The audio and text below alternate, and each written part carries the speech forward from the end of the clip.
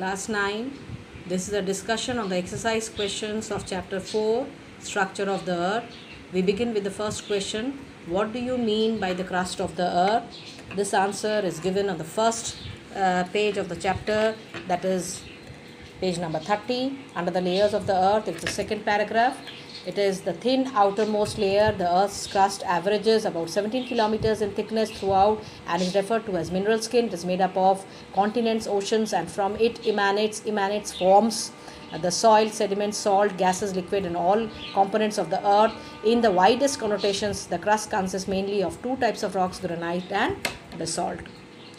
Now the second question. Why is the lithosphere also known as the mineral skin? You would begin the answer like this. The lithosphere is also known as the mineral skin because it is composed of rocks and minerals which support the mineral industries. The next question is describe the interior structure of the earth, and here it is given on page number 31. An idea of the interior structure of the earth has been obtained from a study of earthquake waves. The earth consists of three major concentric layers. These are called the crust, the mantle, and the core of the earth. The density, temperature, pressure of these layers increase with depth. And after this, you will begin with the crust, okay? And you will give the two layers of the crust, the Ciel and the Sima, and at least two properties under each. In the same way, you will describe the layers of the mantle, the upper mantle and the lower mantle, and you will give at least two properties under each. Then the core next, and you will give two properties under the core. Then the fourth question, what forms the basis of the Wegener's continental drift theory? It is on page number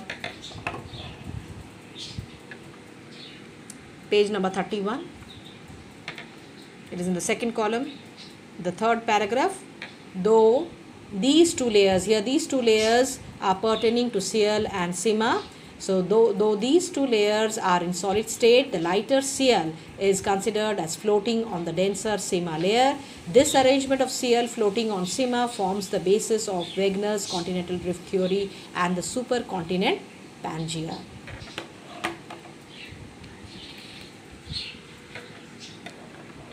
The next question is, why is the composition of the crustal layer of earth of great interest? So when we were discussing the chapter, I told you children what is the importance of the crust of the earth. We can mark them in the form of points. I have already made you mark it in points. It is in the second column, page number 31.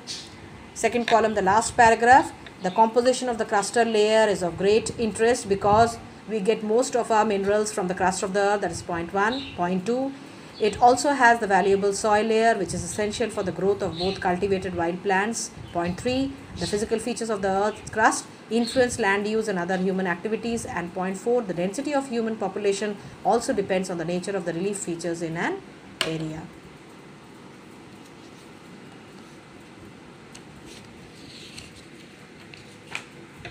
The next question is, what is the Mohorovičić discontinuity? It is on page number 32. Here it is. The boundary between the crust and the mantle is called the Moho or the Mohorovičić discontinuity. Its density is 3.3 grams per centimeter cube. Okay. Then the next question is, state the composition of the Ciel layer, and you will give all the properties of the Ciel layer which I made you mark when I was discussing this chapter. I think we have marked 4 properties on the whole, so all those 4 properties will be your answer to this question. Then what does the Sima layer consist of? Where is it located? So at first we will answer the second part of the question, where is it located? Sima is a layer which is present below the Ciel layer. It is on page number 31. Present below the Ciel layer. It is denser layer. On an average, of 35 kilometers consists predominantly of silicates of magnesium, iron and other denser metals. It's a continuous zone of basaltic rocks forming the ocean floors. This is called a SIMA because the name has been derived from silicate Si and from magnesium Ma layer. The SIMA layer has an average density of about 3.0 grams per centimeter cube. So as I had made you mark it point wise, children, you will give the answer point wise.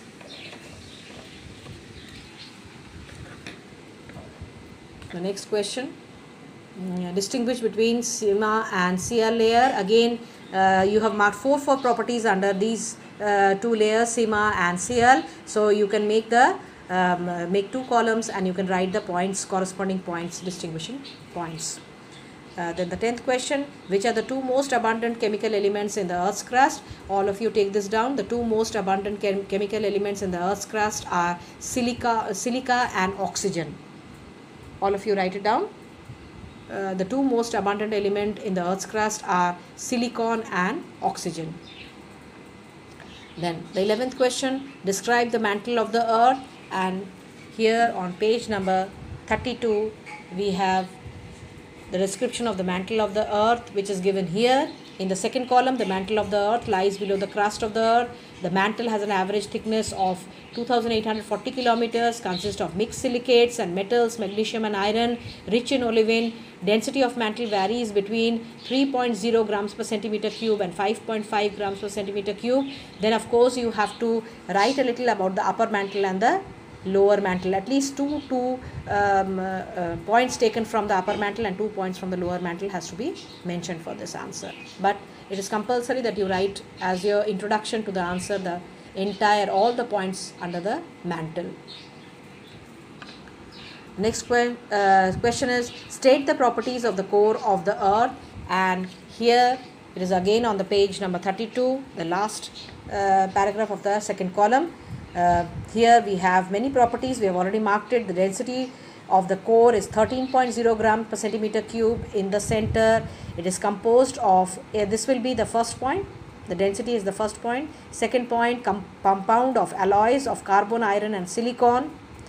That is number 2. Number 3, due to high temperature, nickel and iron are found in the molten state. And number 4, the liquid iron generates its own electricity, and so under pressure, the core is the source of Earth's magnetic field. Number 5, the core of the Earth has a radius of about 3,500 kilometers. Number 5 consists mostly of metals, as nickel and iron are the two most abundant metal. The core is called knife, that is Ni, which stands for nickel, and Fe stands for iron. The number 6, the density of the core is between 13 grams per centimeter cube to 15 grams per centimeter cube. This dense layer is also called the barysphere. The number 7, the core of the Earth is estimated to have a temperature of about 5,000 degrees Celsius. Number 8, the metallic core and the abundance of iron also explains the Earth's magnetism. Number 9, usually the core is divided into inner and outer. The outer core behaves like liquid, does not allow earthquake waves to pass through it. Okay, so here we are with 8 points. So at least 6 points you will remember under this. State the properties of the core of the Earth. Now the next is define the following. So you will not get the exact answers, children, in the book. This is what I tell you about the crust of the Earth. You will write, the crust makes up less than 1% of the Earth by mass, consisting of both oceanic crust and continental crust. That I think will be enough to give you an idea about what is the crust. Then the next is mantle. The mantle is a layer below the crust and is composed of mixed silicates and metals of magnesium and iron, and is rich in olivine.